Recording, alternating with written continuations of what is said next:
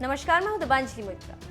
नेपाल और चीन दोनों देशों में इस वक्त वामपंथियों की सरकार है और दोनों विस्तारवादी सोच की वजह से जमीन कब्जाने में जुटे हुए हैं। इधर चीन गलवान घाटी में झंडे गाड़कर बैठा है, तो उधर नेपाल भी भारत के लिपुलेख, कालापानी और लिम्पियाधुरा को अपना बताने में जुटा हुआ है। इन दोनों की हरकत पर मोदी सरकार कड़ी नजर रखे हुए ही थी कि खबर आ गई कि चीन ने नेपाल को भी नहीं बख्शा, उसकी जमीन पर भी कब्जा कर लिया।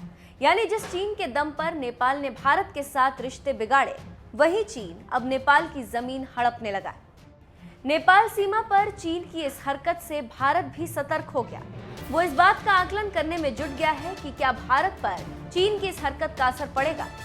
रणनीतिक पहलुओं का आकलन करने के साथ ही सरकार ये पता लगाने की भी कोशिश कर रही है कि कहीं नेपाल ने जानबूझकर तो चीन को जमीन दान में नहीं दे दी।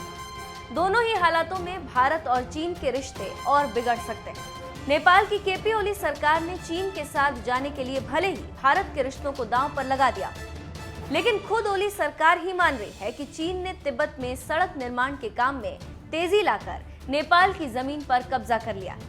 नेपाल को इस बात की भी आशंका है कि चीन कहीं इन इलाकों में पोस्ट न बना ले। नेपाल के कृषि मंत्री के सर्वे विभाग की रिपोर्ट भी बता रही है कि चीन ने नेपाल के 10 जगहों पर घुसपैठ की। दोनों देशों के बीच सीमा का काम करने वाली नदी का प्रवाह मोड़ते हुए चीन ने करीब 33 हेक्टेयर नेपाली जमीन पर कब्जा कर लिया। अगर यही हाल रहा तो जिस तरह से चीन ने तिब्बत जैसे स्वतंत्र देश को हड़प लिया और कोई कुछ नहीं कर सका, उसी तरह कहीं ड्रैगन नेपाल को भी न खा जाए।